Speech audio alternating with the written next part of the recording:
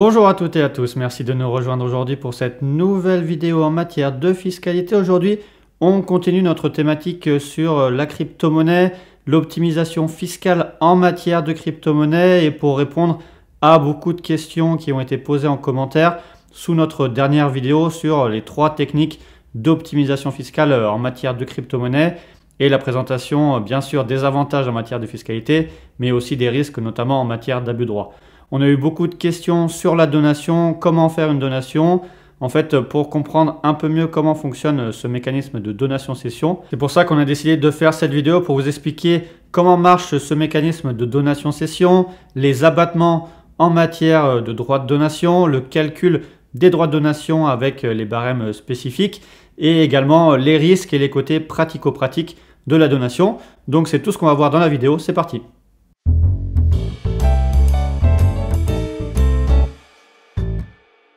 Alors bien sûr, comme d'habitude, avant de commencer la vidéo, abonnez-vous, likez, partagez au plus grand nombre pour qu'on puisse vous offrir plus de contenu en matière de fiscalité de manière gratuite et notamment vous apporter plus de contenu en matière de fiscalité des crypto-monnaies.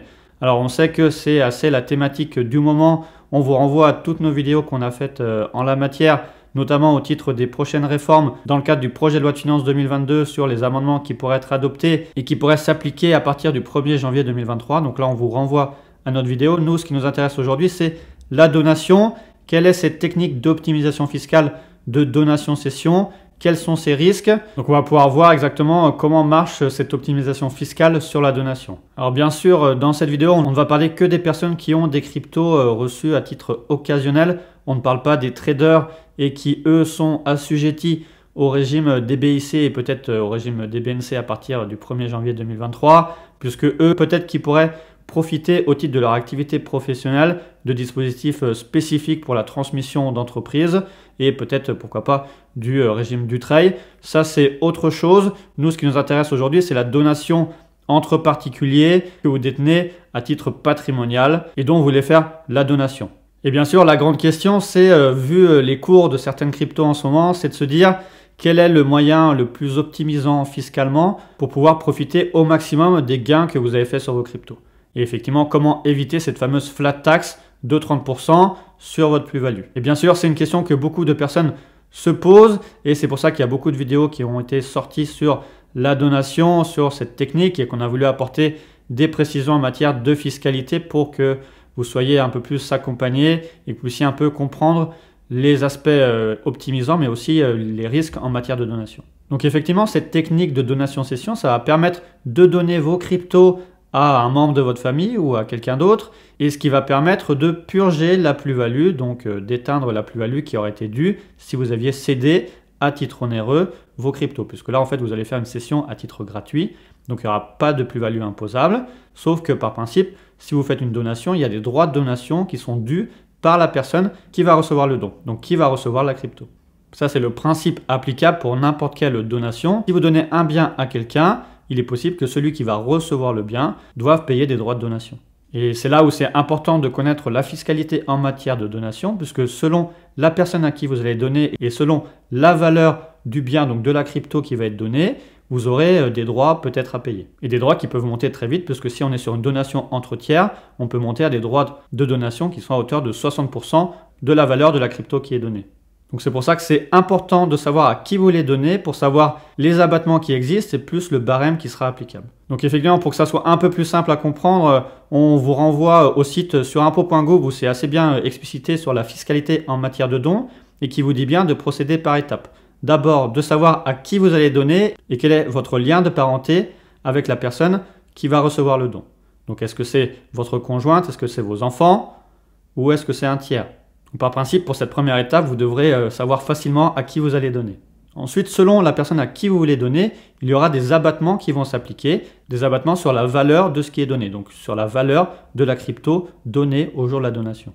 Et c'est là justement où on va différencier si vous faites un don à votre conjointe, à vos enfants, puisque par exemple si vous faites un don à vos enfants, vous avez des abattements de 100 000 € tous les 15 ans, ou pour votre conjointe, c'est un abattement de 80 724 €. Et selon la personne à qui vous allez donner votre crypto, l'abattement pourra être différent. Alors premier aparté, est-ce que ces abattements classiques en matière de droits de donation sont aussi cumulable avec l'abattement en matière de somme d'argent? Parce que c'est une question qu'on nous a déjà posée en commentaire. Par principe, non, puisqu'on ne pourrait pas bénéficier de l'abattement supplémentaire pour don de somme d'argent, puisqu'on est sur de la crypto et par principe, on n'est pas sur de l'argent, sur de la monnaie fiduciaire. Ensuite, deuxième aparté, c'est que l'abattement va s'appliquer sur la valeur du bien qui va être donné, donc sur la valeur de votre crypto. Et effectivement, se pose la question supplémentaire, comme ce qui existe pour la donation d'autres biens. Est-ce qu'il est possible de donner juste la nue propriété de votre bien, donc de votre crypto, de se réserver l'usufruit pour justement diminuer la valeur de la donation selon un barème spécifique et effectivement bénéficier d'un abattement qui va s'appliquer sur une valeur réduite du bien donné, donc de votre crypto. Et effectivement, on se pose la question de est-ce qu'on peut avoir un usufruit sur une crypto, les questions de quasi-usufruit, ça c'est des grandes questions. Je ne vais pas rentrer plus en détail dans la vidéo, mais il faut bien savoir que lorsque vous allez faire votre donation, vous allez regarder quelle est la valeur de votre crypto au jour de la donation. Et sur cette valeur, vous pourrez appliquer un abattement en fonction du lien de parenté avec la personne qui va recevoir le don. Et selon la valeur de vos cryptos que vous voulez donner à la personne que vous avez choisie pour le don, il sera possible que vous n'ayez pas de droit de donation à payer, puisque par exemple, si vous donnez à vos enfants, si la valeur de vos cryptos est inférieure à 100 000 euros et que vous n'avez pas profité de ces abattements au cours des 15 dernières années, vous pourrez justement donner sans payer de droit de donation. Pareil, si vous faites une donation de crypto pour une valeur inférieure à 80 724 euros à votre femme ou à votre mari, là encore, l'abattement va venir diminuer la valeur de la donation et vous n'aurez pas de droit de donation à payer. Par contre, si la valeur de vos cryptos que vous donnez va être supérieure à ces abattements selon la personne qui reçoit le don, là, vous allez être obligé de payer des droits de donation qui vont être calculés selon des barèmes spécifiques. C'est ce qui s'affiche à l'écran. Et là, dans ce cas-là, le barème va être différent selon la personne à qui vous allez donner. Donc, je vous laisse regarder les barèmes et je vous renvoie aux explications sur le site de l'administration fiscale impôts.gouv.fr parce qu'il y a des calculs qui expliquent très bien comment sont calculés les droits de donation. Mais ce qu'il faut bien savoir, c'est que si la valeur des cryptos qui sont donnés vont être inférieures aux abattements qui existent selon le lien de parenté de la personne avec qui vous allez donner, vous n'aurez pas de droit de donation.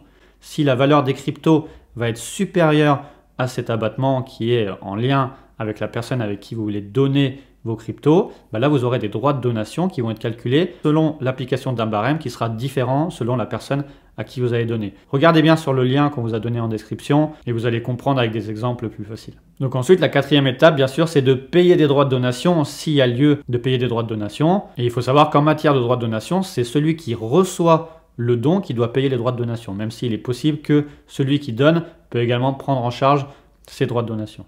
Et sur le côté déclaratif, c'est assez simple, vous allez sur impôts.gouv, sur votre espace particulier, donc vous allez vraiment sur votre espace personnel en ligne sur impôts.gouv, vous allez voir qu'il y a une rubrique déclarer, et après vous n'avez plus qu'à suivre le questionnaire qui va vous demander de préciser le don effectué, sa valeur, la personne qui va recevoir le don, et ça va vous permettre de télédéclarer votre don pour que l'administration fiscale soit avertie du don. D'ailleurs, pour que ça soit plus simple, on a essayé de vous faire un tuto. Donc on passe derrière l'écran pour que vous puissiez voir exactement comment ça marche en pratique, cette déclaration en matière de don. Alors voilà, on est passé derrière l'écran. Maintenant, on va pouvoir voir sur votre espace particulier sur impôts.gouv.fr comment déclarer un don. En plus, c'est assez récent qu'ils ont mis en place cette possibilité de déclarer en ligne le don. Donc on va vous faire un tuto explicatif pour pouvoir voir comment déclarer auprès de l'administration fiscale votre don. Donc vous cliquez sur votre espace particulier, vous allez remplir votre numéro fiscal pour accéder à votre espace particulier. Donc vous allez cliquer sur la rubrique déclarer. Donc vous voyez, vous tombez sur la rubrique déclarer, vous allez pouvoir déclarer que vous avez reçu un don. Ensuite, vous allez donc déclarer votre don. Vous voyez, ça s'applique pour n'importe quel bien qui a pu être donné ou même une somme d'argent. Là, vous allez commencer vos démarches. Donc c'est bien la personne qui reçoit le don qui va faire la déclaration et il faudra le numéro fiscal de la personne qui a effectué le don ou alors ces éléments d'identification pour pouvoir les indiquer à l'administration fiscale. Alors, petite chose importante, c'est que par principe, il faut déclarer tous les dons, sauf certains dons dits d'usage pour des valeurs vraiment minimes et qui sont l'occasion d'un événement particulier, type des fêtes, des anniversaires ou des mariages, et pour lequel il est d'usage d'offrir quelque chose. Alors, est-ce que ça s'applique en matière de crypto? Peut-être si la valeur est vraiment minime, mais il faudra quand même faire attention à ce mécanisme, notamment en matière de dons de crypto. Donc comme je vous l'ai dit, c'est bien celui qui reçoit le don qui va déclarer, sauf bien sûr si c'est l'enfant mineur, puisqu'il n'a pas de numéro de fiscal qui a reçu le don. Donc, par principe, vous êtes le bénéficiaire du don. Vous allez indiquer si vous relevez d'une disposition particulière qui va vous permettre de bénéficier d'un abattement supplémentaire. On va estimer que non. Normalement, vous faites une déclaration spontanée.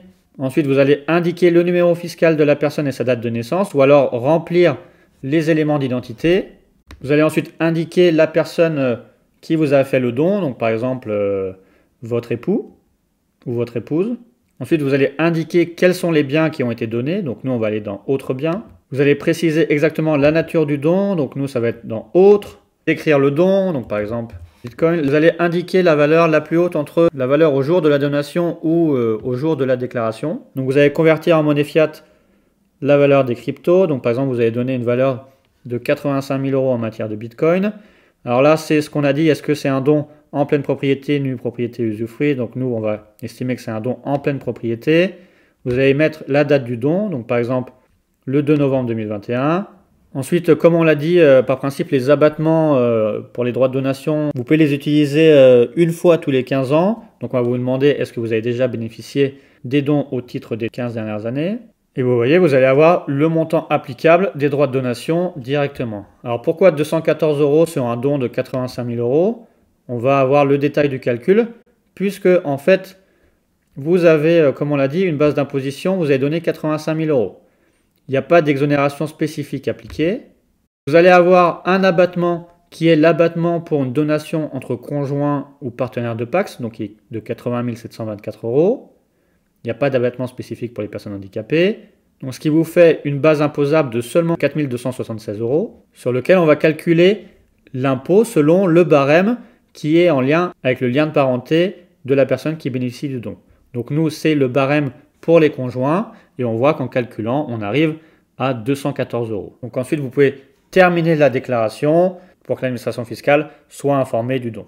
Et on voit par exemple que si on fait une donation à hauteur de 30 000 € en Bitcoin, la même donation, dans ce cas-là, il n'y aura pas de droit de donation à payer. Alors voilà, on a vu ce tuto qu'il est possible que si vous donnez une crypto d'une valeur qui sera inférieure au montant de l'abattement qui est applicable selon votre lien de parenté avec la personne à qui vous allez donner vos cryptos, vous n'ayez pas de droit de donation à payer. Donc dans ce cas-là, vous avez donné vos cryptos, mais la personne qui a reçu vos cryptos, elle est en possession de cryptos et va se poser la question de la conversion de vos cryptos en monnaie fiat. Et c'est là que trouve tout son intérêt de la donation, puisque cette donation va permettre de purger, d'annuler la plus-value latente qui existait chez celui qui a donné la crypto, puisque quand la personne qui reçoit la crypto-monnaie va devoir calculer sa plus-value lors de la cession des cryptos qu'elle a reçues, en fait, elle ne va pas prendre la valeur d'acquisition initiale dans le portefeuille de la personne qui lui a donné la crypto, mais sa valeur au jour de la donation. Donc si vous faites une donation puis une cession à très court terme, très rapidement après avoir reçu les cryptos, et si le cours n'a pas complètement changé et est resté stable entre le jour de la donation et le jour de votre cession, finalement, vous n'aurez pas de plus-value et vous n'aurez pas de flat tax à payer.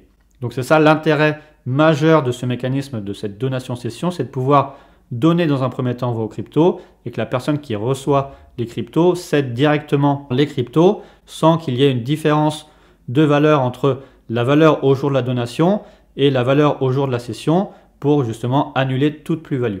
Alors bien sûr, le risque c'est qu'il y ait un gros écart de valeur entre le jour où vous avez reçu vos cryptos et le jour où vous allez céder les cryptos, puisqu'on sait que la valeur d'une crypto peut être assez fluctuante et peut bouger assez rapidement. Et c'est aussi ce qui arrivera si si vous faites juste une simple donation et que la personne qui reçoit le don en crypto cède ses cryptos quelques années après ou quelques mois après, puisque là, dans tous les cas, la personne ensuite qui va céder les cryptos, donc qui va faire une cession à titre onéreux, va rentrer dans le régime de la flat tax et aura une plus-value à payer. Sauf si effectivement, elle cède très rapidement après avoir reçu en don les cryptos pour qu'il n'y ait pas de plus-value applicable. Et la deuxième problématique sur cette opportunité fiscale est du fait du calcul spécifique de la plus-value en matière de crypto-monnaie et sur les conditions de prise en compte de la valeur totale du portefeuille, puisqu'il vaut mieux donner en intégralité votre portefeuille de crypto et ne pas donner simplement que vos cryptos qui ont fait l'objet d'une forte valorisation dans votre portefeuille. Puisque du fait des mécanismes particuliers de prise en compte de la plus-value, l'effet d'annulation de la plus-value par la donation ne sera pas si intéressant. Donc ce qui est recommandé, c'est que si vous souhaitez opter pour la donation de vos cryptos, c'est de donner en fait l'intégralité de votre portefeuille pour que l'effet d'annulation de la plus-value soit intégral et puisse vraiment s'appliquer. Alors ensuite, sur l'aspect pratico-pratique de comment faire votre donation de crypto à crypto, effectivement, il y a plusieurs possibilités. Soit vous pouvez donner directement accès à vos clés, à vos wallets et à tous vos documents qui permettent d'accéder à vos cryptos, ou alors de simplement obtenir la clé unique d'identification du wallet de la personne qui va recevoir le don pour que vous puissiez faire un transfert de compte à compte tout simplement. Puisque vous pourrez envoyer directement vos cryptos grâce à l'adresse unique de celui qui va bénéficier du don. Donc voilà, on a vu à peu près l'intégralité du régime de la donation. Maintenant, il faut s'attarder un petit peu sur les risques en matière de donation. On en avait déjà parlé, mais le gros risque en matière de donation, et pour ceux qui ont vu optimisation fiscale 0% d'impôt, comment céder ses cryptos sans payer d'impôts et qui se disent la donation cession c'est pour moi, je vais donner à ma femme, à mes enfants qui ensuite vont céder les cryptos et ils vont me rendre l'argent. Ça, il faut le dire tout de suite, c'est pas possible puisqu'on va tomber dans l'abus de droit. Puisque par principe, un don, il faut avoir un dessaisissement total de ce qui a été donné. Donc ça veut dire que si vous faites un don de vos cryptos et que la personne qui a reçu vos cryptos les cède, elle ne doit pas vous redonner l'argent, le produit de la cession. Parce que sinon, vous tombez dans l'abus de droit et c'est caractérisé dans la jurisprudence, pas spécialement pour la crypto, mais c'est bien consacré par la jurisprudence. Il faut faire attention également aux nouvelles mini-abus de droit qui visent les opérations aussi à but principalement fiscal. Donc si vous voulez mettre en place cette technique de donation-cession, il faut quand même faire attention d'avoir d'autres objectifs qu'un but exclusivement ou principalement fiscal et surtout pas vous réapproprier le produit de la cession qui a été faite ensuite par celui qui a reçu la donation de vos cryptos. Puisque là, vous allez tomber dans l'abus de droit et en cas de contrôle fiscal, on va présumer que cette donation est fictive et vous aurez des redressements avec des majorations de 40 voire 80%, plus intérêt de retard. Donc il faut quand même faire attention à l'abus de droit sur ce mécanisme et à bien justifier l'intérêt économique, patrimonial de cette opération. Et notamment le dessaisissement du don au profit de celui qui a reçu le don.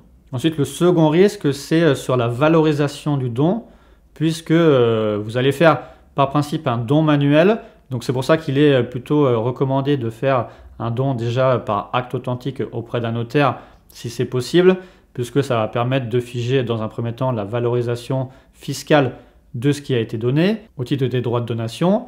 Mais la problématique au titre du don classique et du fait que la valeur des crypto-monnaies peut fortement varier d'une année sur l'autre ou même d'un mois sur l'autre, c'est les conséquences en matière de succession et de rapport de succession et des questions de réserve héréditaire et d'égalité entre les héritiers lors de la succession. Puisque si vous faites juste une simple donation et que la valeur de ce qui a été donné va être différente lors de la succession, les héritiers pourront remettre en cause la valeur de la donation de la crypto au jour de la donation. Donc ce qui est aussi fortement indiqué, et c'est ce qui est applicable pour d'autres donations que des donations de crypto, c'est ce qu'on appelle la donation partage, qui permet de fixer une valeur au jour de la donation et sur lesquelles on ne pourra plus revenir ultérieurement. Donc voilà, on a terminé sur ces questions de donation, d'optimisation fiscale, de dons crypto, de savoir comment faire cette donation. C'est très important, on le répète encore, de faire attention aux questions d'abus de droit, des motifs exclusivement fiscaux ou principalement fiscaux dans le cadre du mini-abus de droit, de bien suivre les recommandations sur le site impôt.gouv justement pour la prise en compte des abattements et du barème pour les droits de donation. On vous invite encore à liker notre vidéo, à la partager au plus grand nombre, à nous écrire en commentaire toutes vos questions en matière de crypto pour qu'on puisse y répondre le plus rapidement possible et également à vous abonner à notre chaîne YouTube pour suivre toute l'actualité en matière fiscale et en matière de fiscalité crypto. Donc merci d'avoir suivi la vidéo et à bientôt.